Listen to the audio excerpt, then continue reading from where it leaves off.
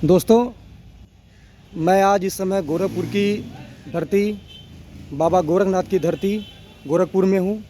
और यहाँ पर मैं रास्ते से जा रहा था, तभी देखा कुछ भाई सर पे पीली पीली टोपी लगाकर आपस में कुछ गुफ्तगू कर रहे थे, कुछ बातें कर रहे थे। मैं बगल में बैठकर देखा, सोचा, महसूस किया और उसके बाद इन लोगों के पास आया। आने के बाद मुझे लगा कि यह वीडियो आप लोगों के बीच ज़रूर जाना चाहिए।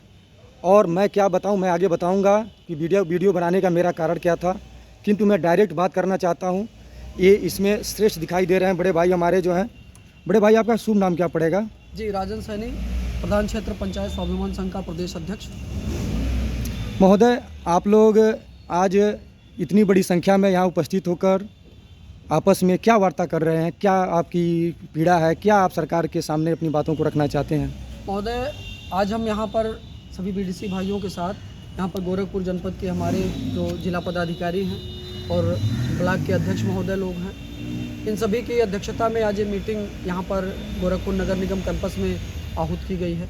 इस मीटिंग का मुख्य उद्देश्य है कि बीडीसी भाइयों का अब तक का जो 2 से लगभग धीरे धीरे 2.5 साल बीत रहा है, जो सफ़र रहा है, तमाम उतार चढ़ाव आए, तमाम दुखों को, परेशानियों को हमारे क्षेत्र पंचायत भाइयों ने देखा, सुना।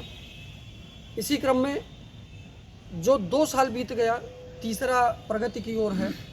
हम सभी लोगों ने बीडीसी संघ के माध्यम से, अपनी कमेटी के माध्यम से माननीय मुख्यमंत्री जी से अपनी पीड़ा बताते हुए मीटिंग भत्ता, बीमा और मनरेगा जैसी महत्वपूर्ण योजनाओं को लिया और उसको महोदयों ने कागज़ पर लागू किया।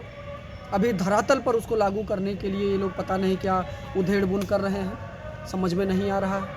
इन्हीं तमाम चीज़ों के लिए हम सभी लोग यहाँ पर आज जुटे हुए हैं और आपस में मंथन कर रहे हैं कि आगामी क्या रणनीति ऐसी बनाई जाए जिससे कि इन महोदय लोगों को, हमारे बीडीसी भाइयों की पीड़ा समझ में आए।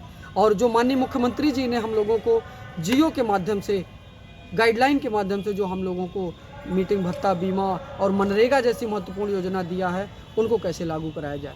इन्हीं संबंध में आज हम सभी गोरखपुर के जिला पदाधिकारी बंधुओं के बीच उपस्थित हुए हैं और यहाँ पर बैठ करके रणनीति बना रहे हैं कि किस तरीके से हम महोदय को एक बार सूचित करें कि हमारे बीडीसी भाइयों का अधिकार उनको दिया जाए। इसी क्रम में आने वाले 6 अक्टूबर को जो लखनऊ के इको गार्डन में बहुत बड़ा विशाल धरना प्रदर्शन का आयोजन किया गया है बीडीसी संघ के द्वारा, उसके बारे में हम लोग यहाँ पर चर्चा कर रहे हैं कि अगर हम लोगों की मांगें पूरी नहीं होती हैं तो निश्चित तौर पर इस बार 50 से 60 हज़ार बीडीसी भाइयों के साथ हम सभी लोग लखनऊ के इको गार्डन पर आमरण अनशन पर बैठेंगे, भूख हड़ताल करेंगे और तब तक नहीं हटेंगे जब तक बीडीसी भाइयों का मान सम्मान, स्वाभिमान नहीं मिलेगा। महोदय, जैसा कि मैं महसूस कर सकता हूं कि आप क्षेत्र पंचायत सदस्य हैं और हमारे गांव में भी हमारे चाचा जी क्षेत्र पंचायत सदस्य थे।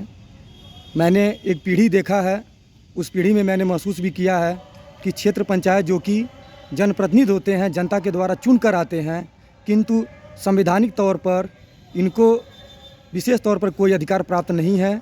और यह सिर्फ सरकार के तरफ से जो भी युवा हैं, जो भी लोग राजनीति में जनता की सेवा करना चाहते हैं, उनको 5 साल तक ऐसा माना जाए कि एक ऐसे खूटे में बांध के रखते हैं कि जहां पर उनके पास ना स्वयं की आज़ादी है, ना स्वयं का उनके पास कोई एक उद्देश्य है जिस उद्देश्य से वह जन सेवा कर सकें या लोगों का सहयोग कर सकें। उसके बारे में आप क्या कहना चाहते हैं? जैसे कि आप जनता के द्वारा चुन के आए, जिस तरह से प्रधान, सांसद, विधायक चुन के आते हैं, उस पीड़ा के बारे में थोड़ा सा आप जनता को बताइए। जी महोदय, बड़ा अच्छा प्रश्न किया आपने।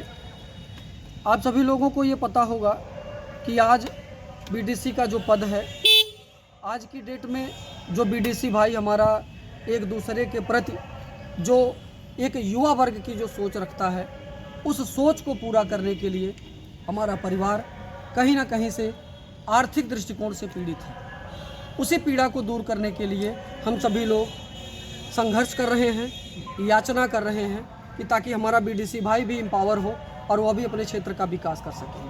आपको बता दें कि यह बीडीसी का जो पद है, पिछले 27-28 सालों से एक पद बन करके रह गया है, सिमट के रह गया है। और जब भी हमारा बीडीसी भाई गांव के किसी गली से गुजरता है तो सिवाय गालियों के उसे कुछ नहीं मिलता है।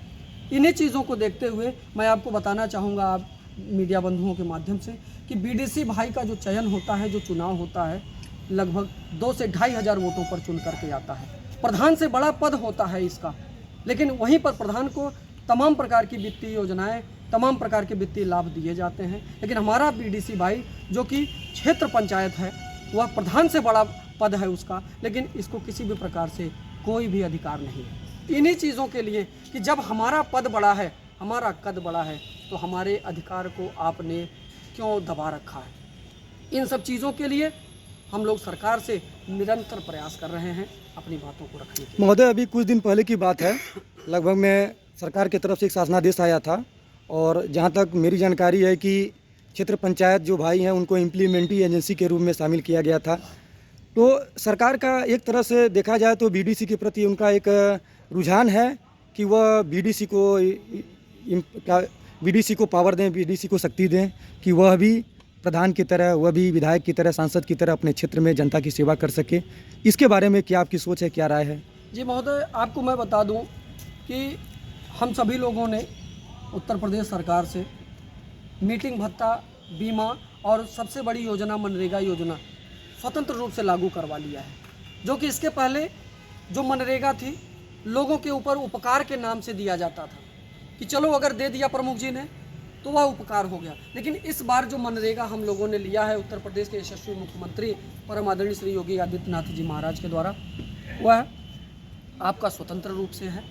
आप इसके माध्यम से अपने क्षेत्र का विकास करा सकते हैं और अपने जितने भी लोग हैं उनको संतुष्ट कर सकते हैं।